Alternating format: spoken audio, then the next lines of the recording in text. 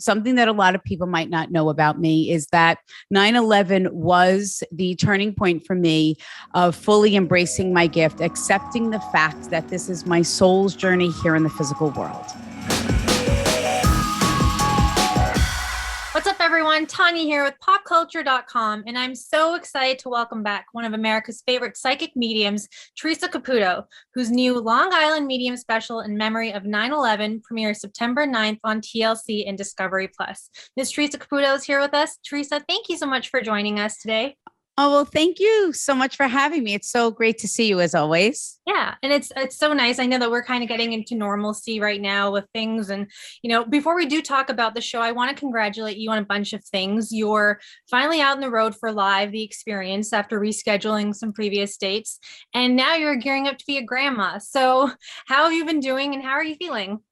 I'm feeling fantastic. I mean, I still can't believe I'm going to be a glammy, but That's a great way to put it. You're so glamorous and stuff. That's a perfect term. So I'm so excited for you. But Thank you. How's the tour been going too? It's been great. Like you said, we're all trying to find that new normal and, to be able to get back out and to see people in person. We're still following CDC guidelines, wearing face coverings. I still wear my face covering, even though I'm fully vaccinated, because it's important, to keep everyone safe, not only me, but everyone else in the audience as well. So it feels great because there's nothing like, Zooms are great. Because I typically might not even have been able to do so many interviews with you over the past year and a half, right? Uh-huh. And it's still so fantastic that even though we are getting back to a new normal, we're still able to still stay connected like this. So.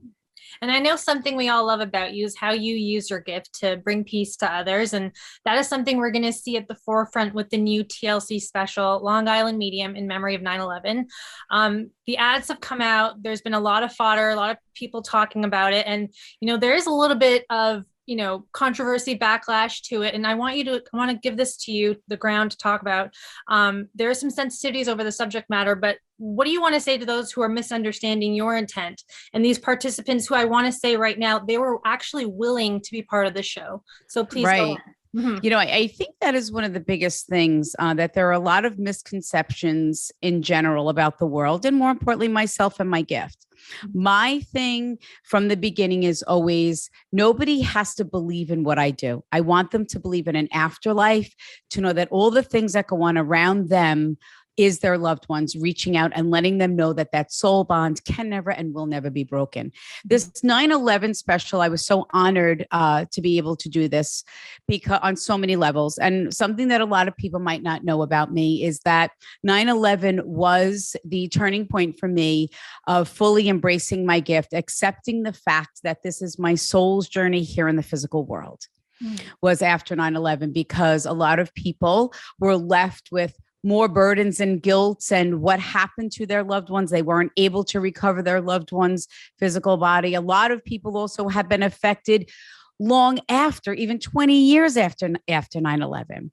And I've learned so much about what really happened that day. We all can sit back and say, I remember that day. I remember what I wore. I remember what the sky looked like. I remember what I did. And everyone remembers the moments where they sat and watched and learned about these terror attacks. Yeah. And I think that a lot of people don't realize that even after 20 years, people that have lost their loved ones on that day, they have to we relive our loved ones' death, right? Yeah. Every year, maybe a season, anniversary, a birthday, but think about it. Every person on 9/11, they have to relive their loved one's death in detail, minute by minute, second by second. And the heroism that day, that everyone involved, and even the heroism from the families to be able to come forward and to still talk about their grief. And I think the thing that I took away from it, besides so much that I learned about that day, in addition just to the Twin Towers, was everyone is still grieving. And no matter how long our loved ones are gone, we will grieve their loss for the rest of their lives here in the physical world. But the healing process is something completely different. And that's what I do, is to help people to heal. And after 20 years, the healing that still needed to take place. Honestly, I was taken aback by some of it. Mm-hmm. And the validations and the beauty that spirit was able to give, to validate that even over 20 years. And a lot of the people that I did reconnect with, their loved one died when they were children. Yeah. And the fact that their loved ones came through and validated all the things that have happened, all their milestones over the past 20 years, what a beautiful gift. Mm-hmm. Yeah. And, and it's one of those things that you have read for some friends and family of the nearly 3,000 victims who we have never forgotten. And among the likes are a daughter of a flight attendant on board Flight 11, the sister of the captain of NYC's Ladder 3, the daughter of Dust Lady, a woman who everyone recognizes from the viral photo.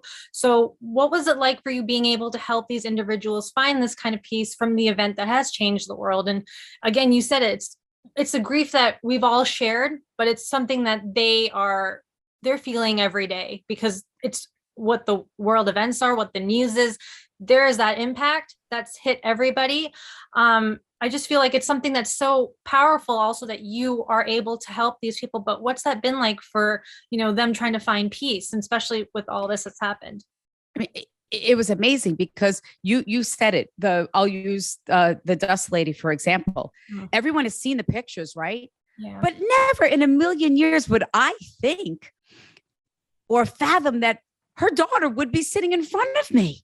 Yeah. And the way that she came through and acknowledged it was, I still get chills thinking about it. Yeah. Mind blowing. And that's the thing when you watch where they are so surprised. Yeah. And the fact you talked about the captain from Ladder 3, talking about so many things of how I got to validate that it was him. It was my own personal story. I was seeing my grandfather, who was a volunteer fireman, and his engine company was number 3. After thousands of people, what were the odds of these people being in front of me? That's kismet. Like, it's a purpose that is so important, especially for you, like to help these yes. people. Considering it was such a life-changing event for all of us, was there a moment during these readings that you felt overwhelmed with the energy? Because I can imagine it's so traumatic. So I will say, when I was doing the readings for everyone who had perished in the Twin Towers and after 9/11, some days I would lose my voice because spirit brings me through that passing. And I would literally feel like I smoked a pack of cigarettes because I would be like, I was reading someone's dad and I'd be like, okay, well, now I'm in a stairwell. How would I know that their dad was in the stairwell or they were working on one of the floors? Yeah. And when I went to Shanksville, it was a completely different scenario. I walked on that property and I still to this moment get very emotional about going to Shanksville. I really feel that for me, it was the forgotten memorial. And it was so powerful. The moment that I stepped out of the car, I could feel the peace. But the souls of the departure were not making me feel what they felt on that plane. Yeah. Because they were trying to protect me from that. And the young girl that I read who wasn't supposed to be on that plane, just like the Twin Towers, how many people weren't supposed to go to work that day, or they called in sick, or they missed their train. This young girl was not supposed to be on that plane. Yeah. Her plans got changed at the last minute. And she talked about something that nobody would know, something that she wrote about in a journal 9 years prior to 9/11, and actually drew a picture of the plane crash. Yeah. And when I stepped out of the car, I was being made to feel like I could feel nothing, but I felt peace, but I could almost hear like fainted screams. Yeah. And that's exactly what she described in her journal 9 years before that. There would be no way that I would know that. It's giving me chills right now. Like it's so like I before you were even saying like everyone remembers where they were, and I just remember I was a teenager in high school. We were watching it on this fuzzy TV because we didn't actually have cable in the classroom, and we were just watching it through the snowy effect, and it was awful. And like even now, like, you know, reliving all this stuff, growing up in this world where we are all impacted by it, and every day we're kind of just living through the emotions of it.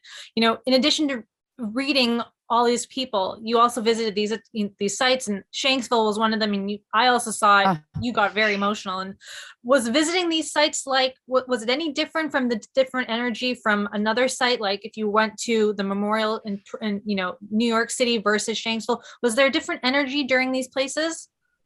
Shanksville was very different because I felt I was literally on the land. I stood where the plane crashed. Yeah. It was very, very different for me. For the Twin Towers, it was different how I was feeling the effects of the debris and the smoke. When I was near the Pentagon, I wasn't able to get close there, but I learned so much. I didn't realize that all of at the memorial where the benches were set up, all the benches that faced away from the Pentagon are the people that perished inside the Pentagon. And the benches facing the Pentagon were for all of the souls that perished in the plane. Yeah. So, I mean, there were just so many, you know, and everyone's story was so different, you know, and a loss is a loss, and grief is grief. And to see the strength of these family members to step forward and being vulnerable again. Yeah. Not only on the day of 9/11 every year, but to come, and the healing that took place was unbelievable. Yeah. Unbelievable. You know, there was a woman you met who said the closure you provided and just meeting her made her feel born again. And we know that seeking closure can bring us peace, but what does connecting with spirit bring to those that are departed, especially all this energy that you've been feeling from these souls? It's literally, I feel like it's a gift that they feel that they're able to give us, because from what spirit has shown me, that they relive their life through our eyes. That's why when I do readings, it's almost like spirit takes us on this emotional roller coaster of where they allow us to feel all the pain, sorrow, loss, and grief. But then in the next moment, they're giving us the ability to smile and hopefully even laugh, to say, you know, even though I died, and no matter how I died, I do not want you to stop living because I died. And knowing that every smile, every breath that you take, I am loving, supporting, and guiding you from the other side. Mm-hmm. And to validate for people that the things that go on, and even for someone just listening or watching right now, you know, all those little things that go on around you that you think that are odd or weird, or it might just remind you of your departed loved one, know that that's them. I say they're little hellos from heaven. That's their soul saying, I haven't left you. I physically might not be here, but that soul bond can never and will never be broken. Yeah. I like to think that, you know, people that we love, that the love is the thing that never dies. It's always with us, and it transforms into peace and comfort, and it just transcends time, and it transcends relationships. And, you know, I know that you were born in Hicksville, New York. So this has been not just a humbling honor for you, but this is something that you are, you know, helpful with providing peace to. So what do you hope viewers can take away from this special when it airs on September 9th?